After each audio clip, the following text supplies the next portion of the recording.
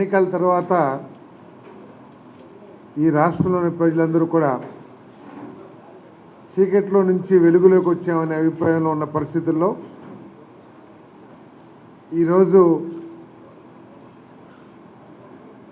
కేంద్ర ప్రభుత్వం ప్రవేశపెట్టిన బడ్జెట్ ఈ రాష్ట్రానికి ఎంతో ఊరట ఆశలు రేకెత్తించిందని చెప్పేసి మనం చేస్తా ఉన్నా. నేను గత 5 సంవత్సరాల్లో ఎటువంటి విధ్వంసం జరిగింది, ఏ విధంగా రాష్ట్రం వెనుకబడింది,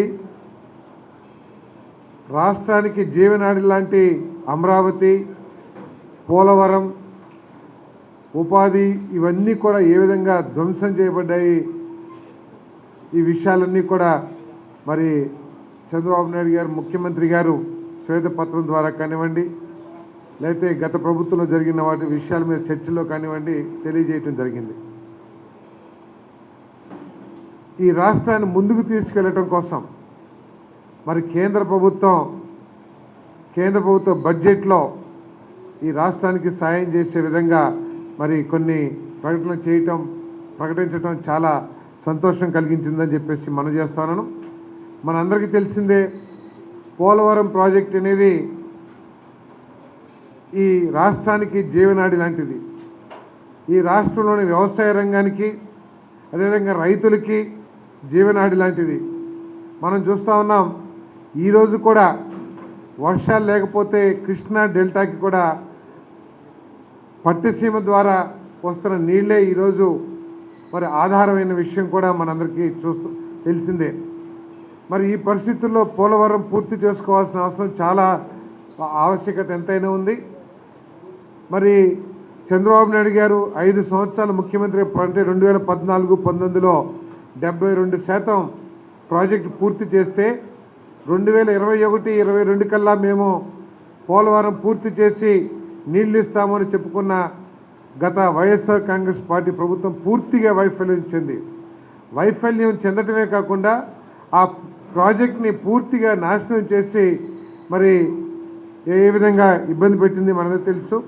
మరి ఆ పోలవరం ప్రాజెక్ట్ని పూర్తి చేయడానికి అవసరమైన నిధులన్నింటినీ కూడా ఏర్పాటు చేస్తామని చెప్పేసి కేంద్ర ప్రభుత్వం బడ్జెట్లో ప్రకటించడం చాలా సంతోషదాయకం అని చెప్పేసి మనం చేస్తాను.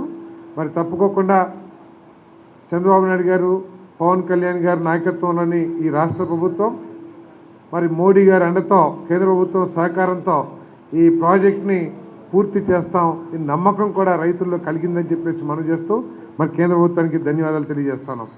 అదేవిధంగా అమరావతి 3 రాజధానులు అని చెప్పేసి ఏ రాజధాని లేక దిక్కు లేకుండా చేసిన గత ప్రభుత్వం మరి ఈరోజు మళ్ళీ అమరావతికి ఆశలు చిగురించినని చెప్పేసి మనం చేస్తాం. ఆశలు చిగురించడమే కాదు, అమరావతి ఇంటర్నేషనల్ సిటీగా ఏదైతే చంద్రబాబు నాయుడు గారు ఆశించారో, ఏ విధంగా అయితే చంద్రబాబు నాయుడు గారు ఆలోచన చేశారో ఆ ఆలోచనలకు అనుగుణంగా, ఆయన ఆలోచనే కాకుండా ఈ రాష్ట్ర ప్రజలందరూ కూడా ఎటువంటి రాజధాని కావాలనుకున్నారో అటువంటి రాజధాని పూర్తి చేయడానికి కావాల్సిన 15,000 కోట్ల రూపాయలని, 15,000 కోట్లే కాదు ఇంకా అదనంగా కావాలంటే కూడా మరి అమరావతిని అభివృద్ధి చేయడానికే సహకారం అందిస్తామని చెప్పేసి చెప్పడం చాలా సంతోషదాయకం అని చెప్పేసి కూడా ఈ సందర్భంగా తెలియజేస్తూ మరి కేంద్ర ప్రభుత్వానికి ధన్యవాదాలు తెలియజేస్తా ఉన్నాం. అంతేకాకుండా ఈ రాష్ట్ర అభివృద్ధి కోసం పారిశ్రామికంగా మరి ముఖ్యమంత్రి గారు అనేక సందర్భాల్లో తెలియజేస్తూ ఉన్నారు. సంక్షేమం, అభివృద్ధి 2 కళలాగా ముందుకు తీసుకెళ్తామని చెప్పేసి చెప్తా ఉన్నారు. మరి అభివృద్ధిలో భాగంగా పారిశ్రామికంగా ఈ రాష్ట్రాన్ని అభివృద్ధి చేయాల్సిన అవసరం ఉంది. మరి దానికి కూడా మరి ఆర్థికంగా మౌలిక వసతులు కల్పన రూపంగా మరి సహాయం చేస్తాం, దానికి కావాల్సిన నిధులు ఏర్పాటు చేస్తామని చెప్పేసి కేంద్ర బడ్జెట్లో ప్రకటించడం. అంటే హైదరాబాద్ బెంగళూరు కారిడార్లో ఓర్వకల్ కానివ్వండి, అదేవిధంగా విశాఖ చెన్నై కారిడార్లో కొప్పర్తి కానివ్వండి, అక్కడ పారిశ్రామికంగా అభివృద్ధి చేయడం కోసం కావాల్సిన విద్యుత్ సౌకర్యం, నీటి సౌకర్యం అన్నిటికీ కూడా కావాల్సిన నిధులు ఏర్పాటు చేస్తామని చెప్పేసి కూడా మరి రాష్ట్ర అభివృద్ధికి దోహదపడుతుందని చెప్పేసి మరి ఈ రాష్ట్రం 5 సంవత్సరాల్లో మరి మళ్ళీ నష్టపోయింది పూడ్చుకునే విధంగా అవకాశం కలుగుతుందని చెప్పేసి కూడా తెలియజేస్తా ఉన్నాను.